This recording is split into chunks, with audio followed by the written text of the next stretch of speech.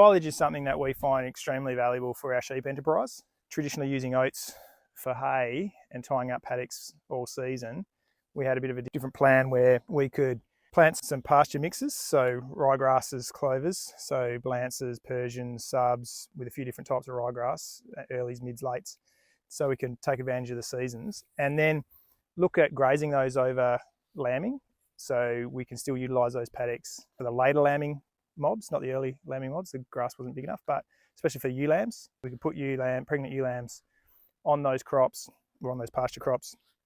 They could get a good lambing, get them out at marking and mob them up, and then free those paddocks locked up to produce silage.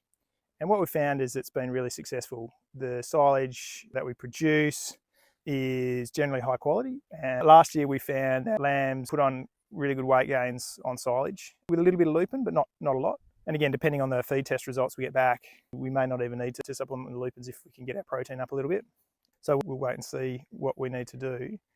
But just utilising that excess spring feed and maintaining that quality in silage, I think really delivers us a lot more flexibility in our enterprise. So we just have that ability to feed earlier because we've got a bigger stockpile, and we can generally keep ewes in really good condition coming into joining in January, which is a bit different to people on the southeast of Australia. So here in the west, north of Perth, season's it's pretty much, well, it is over now, and when we're only in mid-October, and then we won't see a lot of green feed till May and early June next year. So we go through that pretty much every year.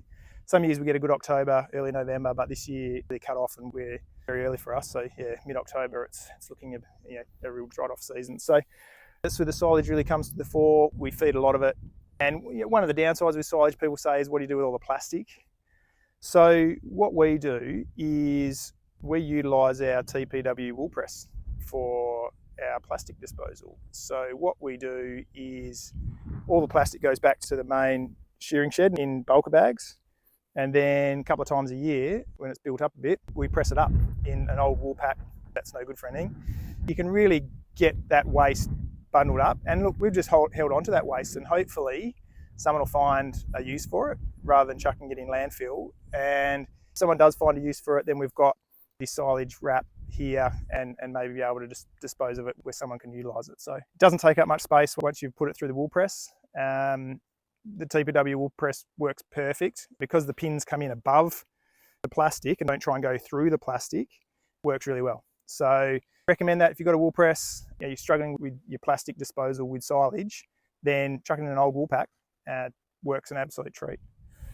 So silage, totally recommend it for sheep. I think we've proven that last year in particular, where we relied on it pretty much solely for our nutritional requirements for ewes, and we had a record scanning and a record lambing result. So amongst other things, I think that does show that it worked really well.